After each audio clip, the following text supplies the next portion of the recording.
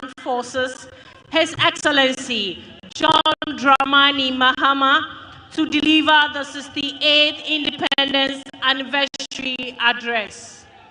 Thank you. Kindly be seated. Thank you. Your Excellency, the Vice President of the Republic of Ghana, Professor Jane Nana Opoku-Agyeman, the Right Honorable Speaker of Parliament, Your Ladyship, the Chief Justice, Your Excellency, Chairman of the Council of State and members of the Council of State, Your Excellency, President John Agyekum Kufuor, former President of the Republic of Ghana, Your Excellency, President Nana Addo Dankwa Akufo-Addo, former President of the Republic of Ghana, and our special guest, Your Excellency, President Jakaya Kikwete, former President of the United Republic of Tanzania, Ministers of State, Honorable Members of Parliament, Nime, Name, our traditional rulers, religious leaders, our service chiefs, our troops, school children, distinguished guests, ladies and gentlemen, friends of the media, and good people of Ghana. I wish you all a happy Independence Anniversary. 10 years ago, during the 58th Independence Anniversary, we implemented reforms to the annual Independence Day Parade. This reform eased the burden of thousands of school children who march, sparing them from hours of standing in the scorching sun. They formed up on the parade ground only when it was time for their march past and presidential acknowledgement. A few years ago, the previous administration also implemented reforms, deciding to rotate the hosting of Independence Day celebrations among the regions of our country. This initiative is Black Star Square.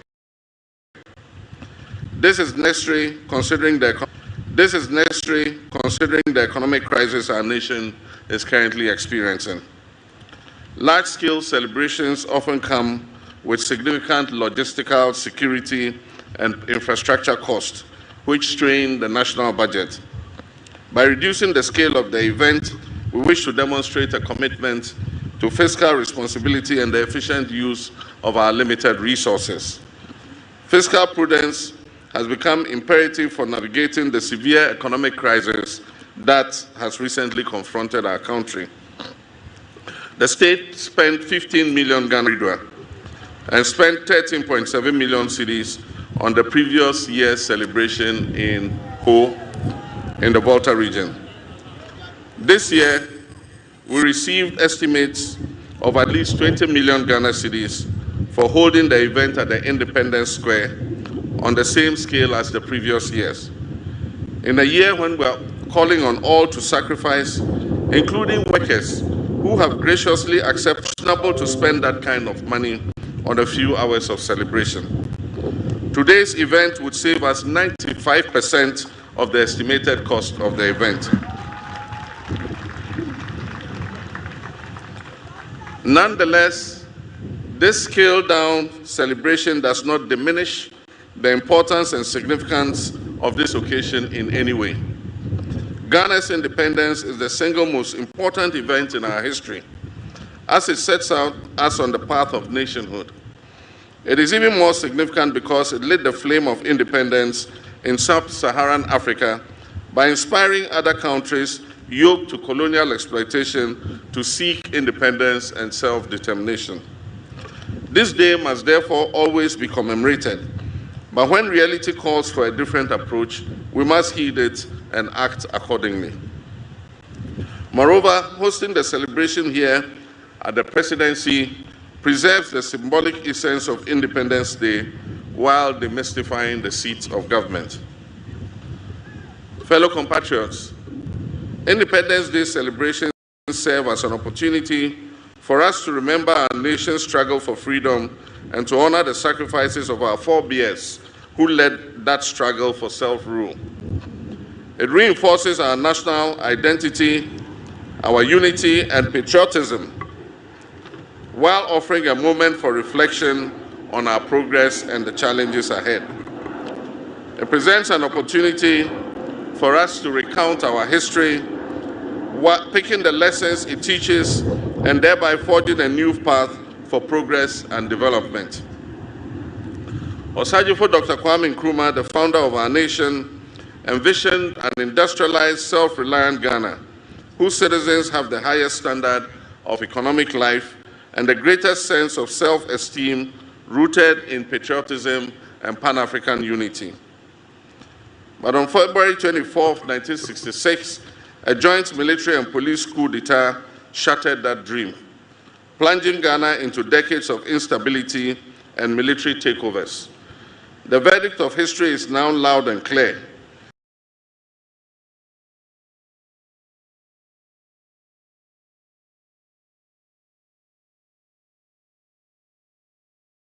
The classified documents from the United States archives reveal that in our nation's history, significantly delayed our attainment of the objectives of nationhood. We have had moments of triumph and moments of anguish. We have now blossomed into a fully fledged democracy with a healthy culture of peaceful power transfers. We must, however, remind ourselves that democratic participation transcends just the act of voting. It is fundamentally about accountability and the security needed to demand it. It is about safeguarding the people's freedoms and rights and fulfilling the promises of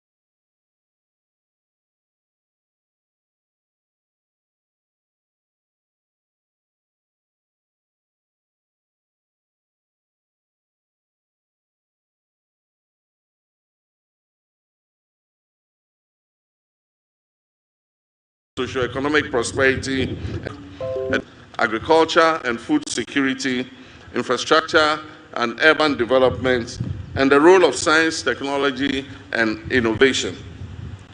In this era of green transition, we must recognize our unique circumstance that is a nation rich in natural resources, yet vulnerable to climate change, and we must chart a path that balances sustainability with economic growth. 18 years ago, as we marked our Golden Jubilee, 50 years of independence, we celebrated offshore gas and oil and gas discovery. It was a moment of great optimism, promising a new era of economic transformation and attracting significant investments into Ghana's petroleum sector. However, in recent years, poor choices have stunted our prospects and left us reeling from serious challenges. This stark reality, far from dampening our spirits, must spur us on to strive for rapid development. For if our forebears, armed with far less, did not permit their backs to be broken by a repressive and exploitative colonial administration representing an imperial power, how can we, their progenies, armed with far more, despair in the face of these challenges? Rather than perpetually decrying our failures, every anniversary of our independence must present an opportunity for us to account for the legacy we are building for our next generation. We of this generation are merely custodians of this country and resources. They are entrusted to us to manage them wisely today for the generation of tomorrow. These independence anniversaries must therefore be a moment of reflection, not on what we have done for ourselves, but on how well we have stewarded national assets for those we will hand them over to in the future. Our story cannot be one of missed opportunities. It must be one of continued effort to achieve far more than we can boast of now. Posterity will not accept our failures or take them kindly.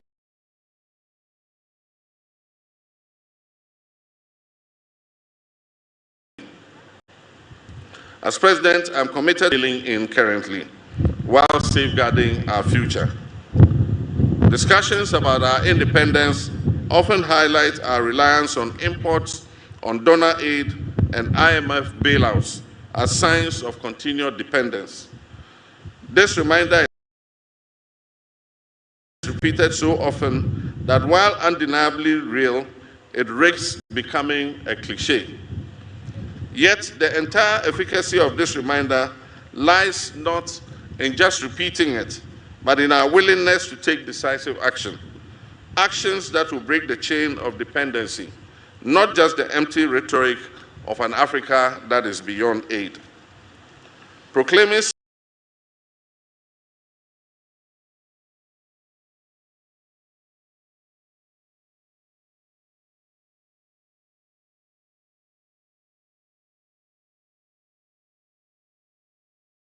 self-reliance while marching straight back to the donors, into the hands of the donors,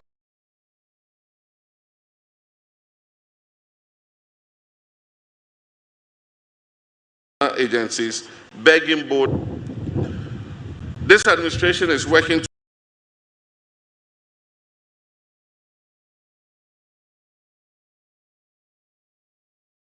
implement the 24-hour economy program to ensure that our economy never goes to trade footprint and also reduce our dependence on foreign aid.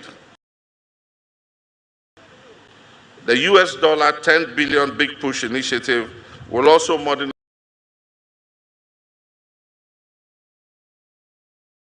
our infrastructure, it will create jobs, it will stimulate local industry,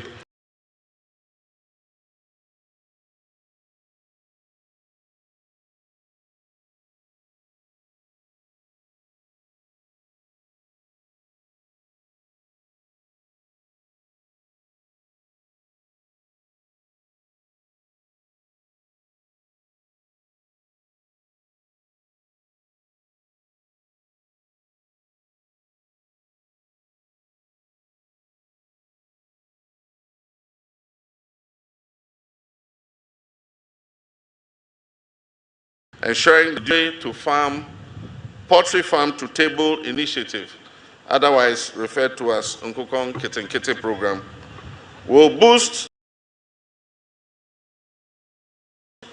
reliance on imported poultry products.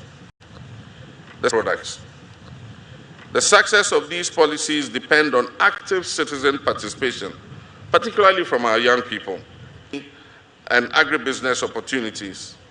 Farmer service centers in every district will be from our young people, and agribusiness opportunities.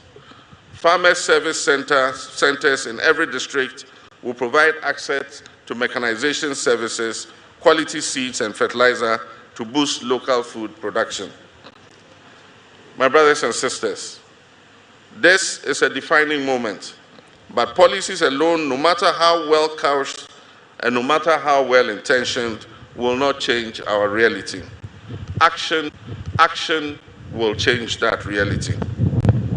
As President, I'm taking the necessary action to create growth opportunities and enhance our economic independence.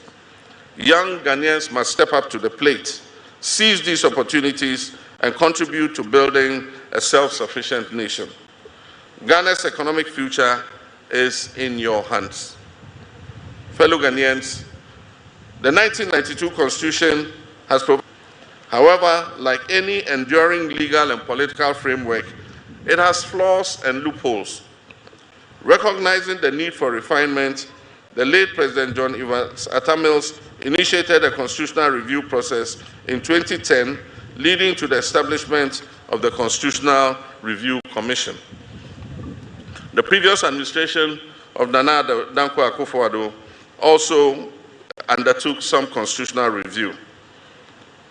Considering evolving national and global dynamics, I have constituted a new review committee to undertake a comprehensive and inclusive reassessment of our Constitution. This endeavor is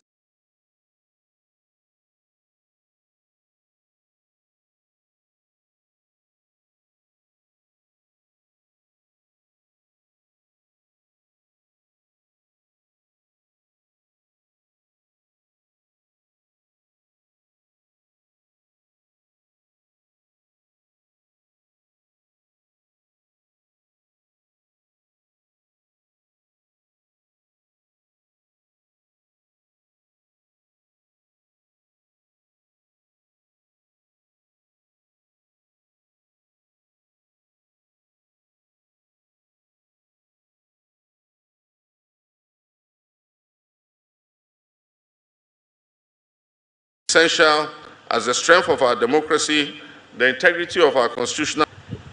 My brothers and sisters, Dr. Kwame Nkrumah understood the essence of unity, not only in Ghana but on the entire African continent, when he said, and I quote, "The forces that unite us are inherently and far greater than the divisions imposed upon us." In the spirit of unity and brotherhood that this independence represents,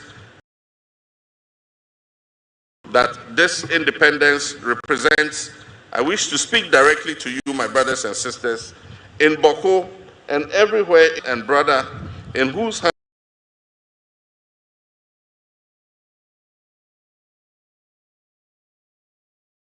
hands you have entrusted a solemn duty. The people of hands you have entrusted a solemn duty. The people of Boko and other areas, it is time for lasting peace. Children deserve to inherit nightmares are relived. They deserve to inherit a land where our markets are bustling with trade, not tension and conflict. They deserve to inherit schools that echo with learning and not melancholy. Let us not be swayed by division, mistrust, and the weight of past injuries. Let us give renewal of friendship a chance. Let us give peace a chance. This is not an invitation to simply forget the past. Far from it. It is an invitation to live above it. Fellow countrymen and women, 2 years from now, our dear nation Ghana will celebrate its 70th anniversary of independence. This is our moment in history. We have endured through every storm and shadow. We have kept the flame of hope alive. And now at this critical juncture, we must rise with courage, determination, and unwavering belief that a brighter future is just within our grasp. Let us reflect on the great movements that have transformed the world, the movements that have liberated us from the bonds of colonialism, and the voices that shaped our path to democratic rule. Before these, people thought it was impossible. It is not impossible for us to create a better life for our people. It was ordinary people, workers, dreamers, farmers, students, the young and the old, who refused to accept the way things were. They marched, they spoke out, they struggled, and eventually they prevailed. From African liberation movements to the fight for civil rights, from the pursuit of democracy to the battle against poverty and inequality, one lesson stands clear. When people unite with a common purpose, nothing can stand in their way. As I said before Parliament, we shall live the dreams of our forebears in our lifetime. This is not just a promise, it is a call to action. Let this be our mission, to rise above fear, to silence the voices of doubt, and to harness the strength within us to create a future that is fair, that is prosperous, and that is inclusive. Let us move forward together side by side, knowing that every sacrifice we make today will prepare the way for generations yet to come. I thank you very much, my fellow countrymen and women, and I wish you all a happy Independence Day. Your Excellencies, distinguished guests, ladies and gentlemen, that was the 68th Independence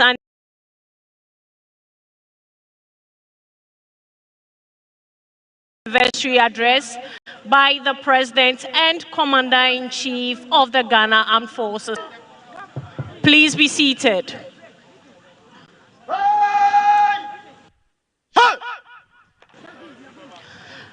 Distinguished guests, ladies and gentlemen, the parade commander will now invite the Forces Sergeant Major, Chief Warrant Officer Ado Daniel, to lead the contingent to give 3 hearty cheers to the President of the Republic of Ghana and Commander-in-Chief of the Ghana Armed Forces. Forces Sergeant Major, to the front. Yes, sir.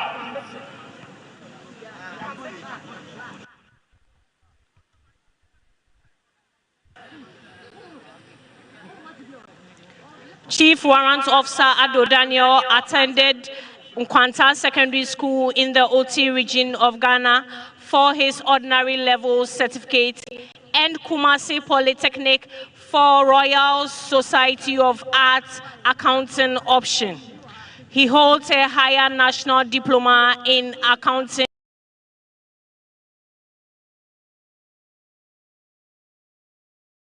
from the same institution.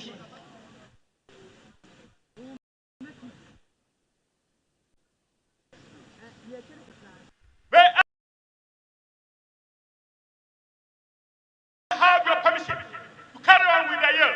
Your Excellency. Yes.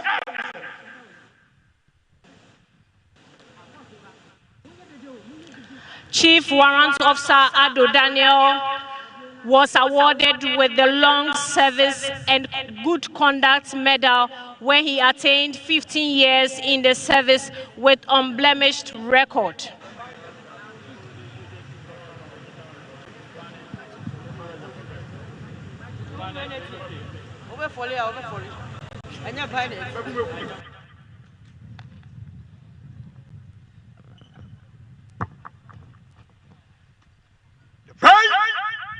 Remove headdress. Remove.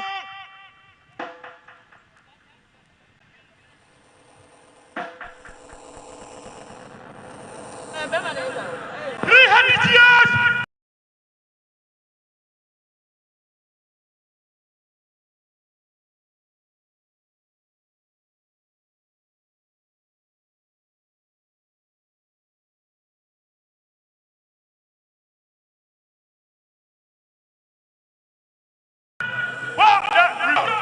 Dramani Mahama.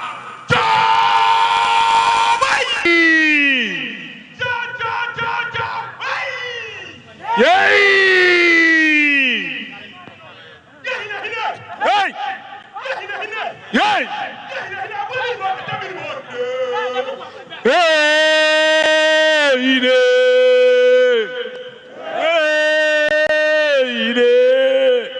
Abua bilibo, jata bilibo, oine.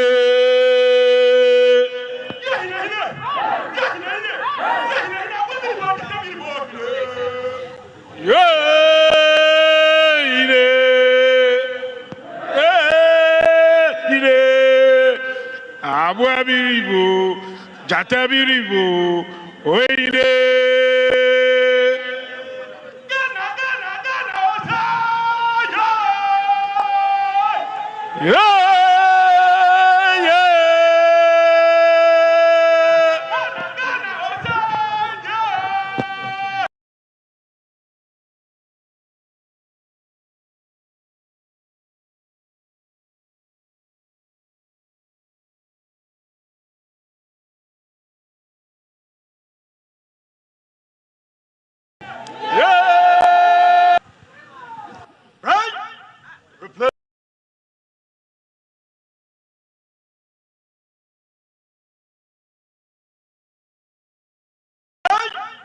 Replace address.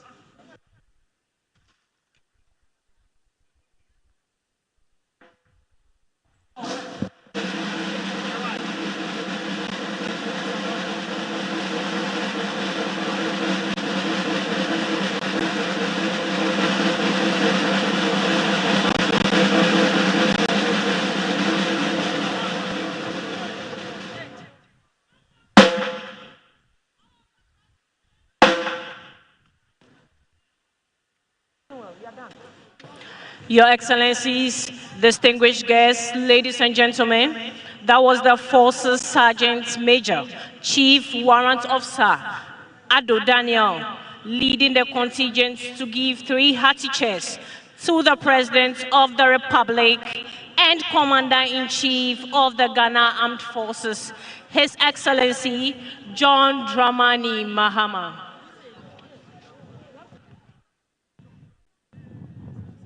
Your Excellencies, Your Honor, may I have your permission to follow, Your Excellency? Yes, Your Excellency.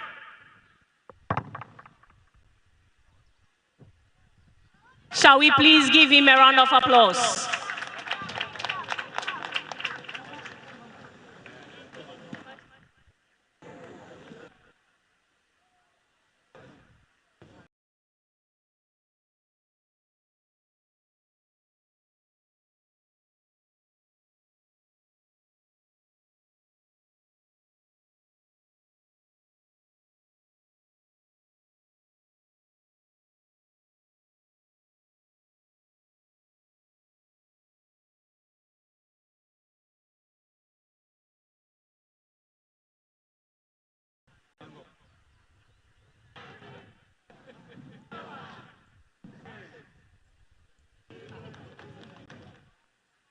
Ball.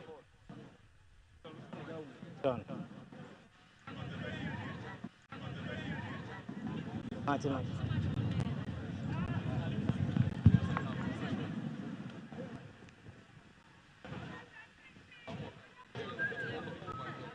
Your Excellency, pray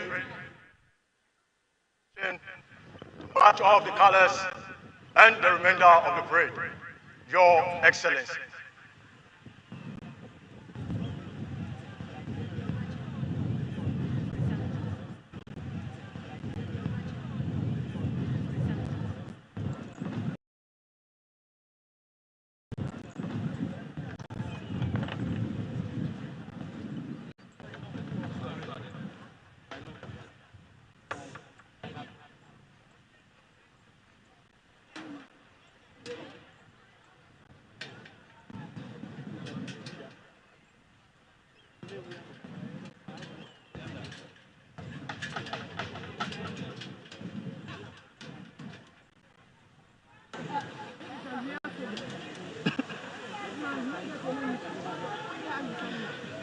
Distinguished guests, the color party will march off parade.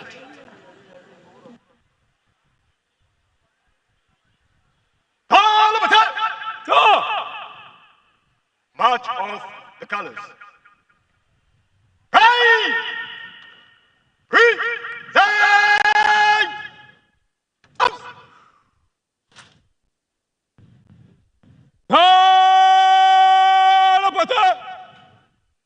By the center. Quick march. And direction right.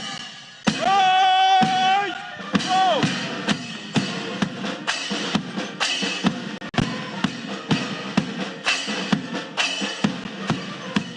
One. Galapate. Right. Then.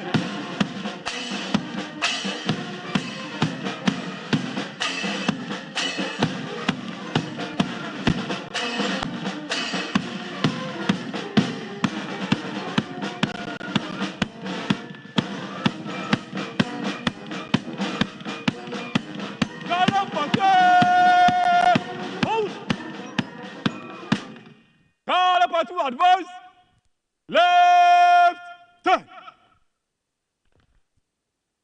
Color squat, present, arms. Shall we please rise for the national salute? All personnel in uniform are to pay the appropriate compliments. Go! Yay! Arms!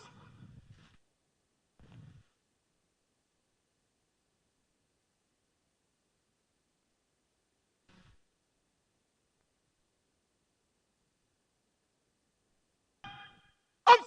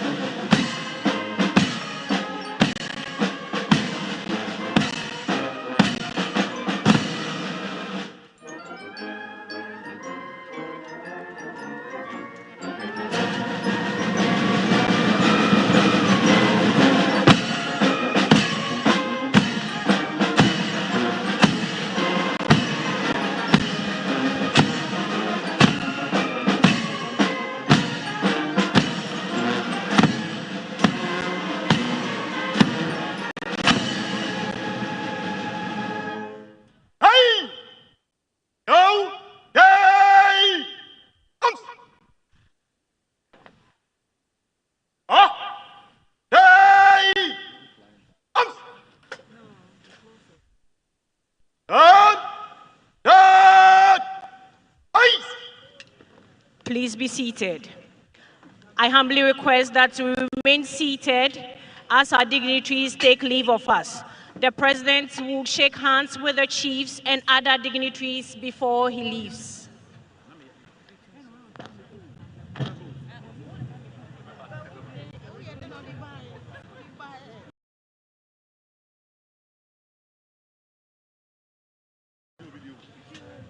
Your Excellencies, distinguished invited guests,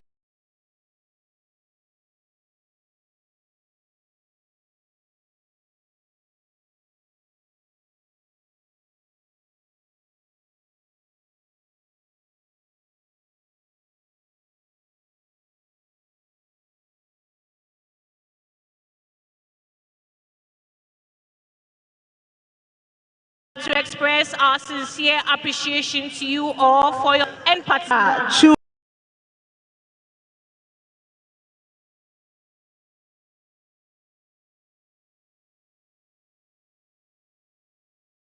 The head of public relations, Ghana Education Service.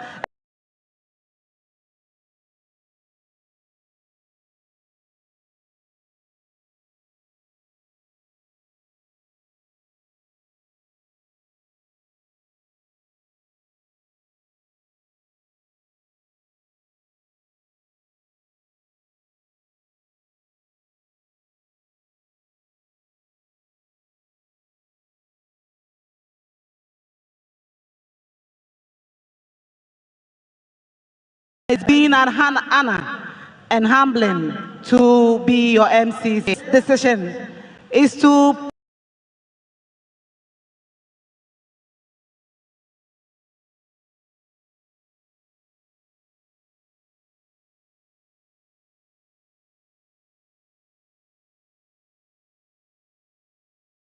provide Independence Anniversary activity of public relations unit, Cassandra Chum Ampofo. Thank you.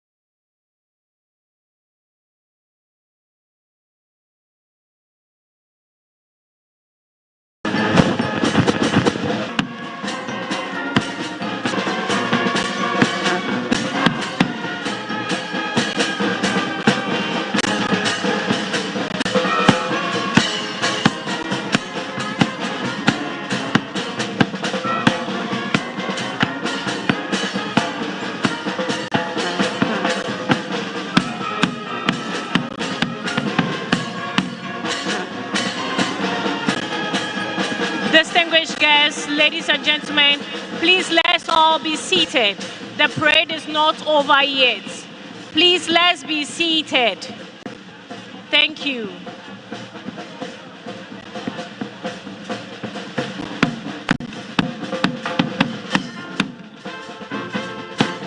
Hey! Hey! Hey! Distinguished guests, please let's be seated. The president will depart soon.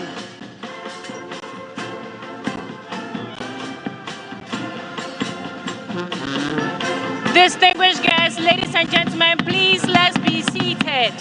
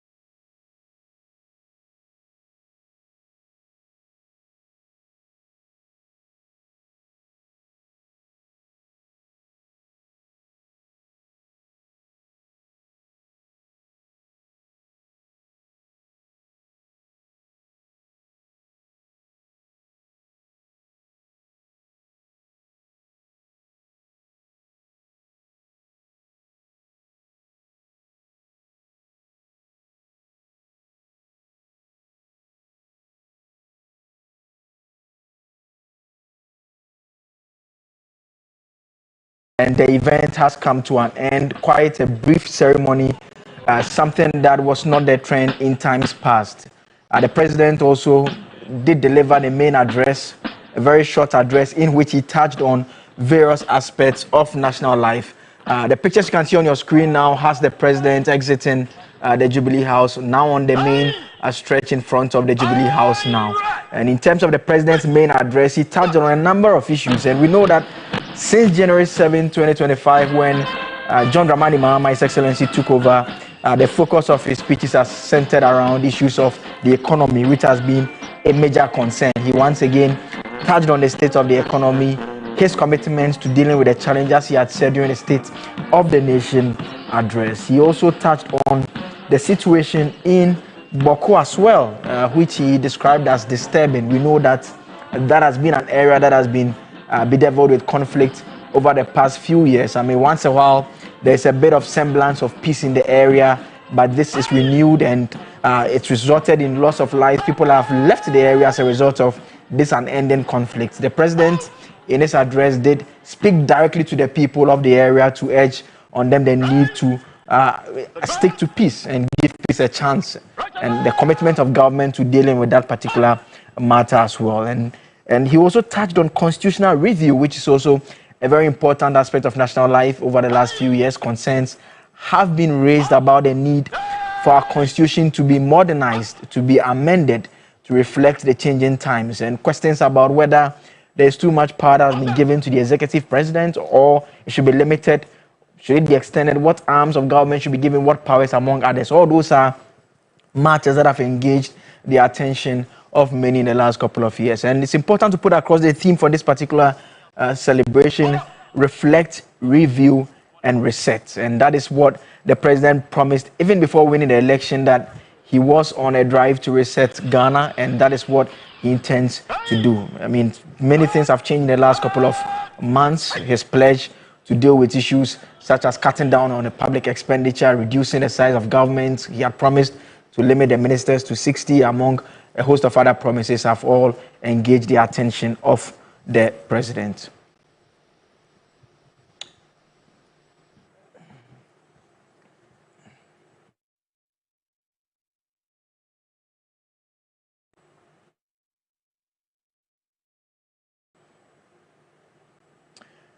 So that is it by way of the activities that took place at the Jubilee House. And I have a couple of guests just to take a few bites on some of the main issues that have come up so far in terms of what we've witnessed take place at the Jubilee House. Dr. Jonathan Asante-Okyere is a political analyst. He's joined us via Zoom. Doc, thank you so much for joining us.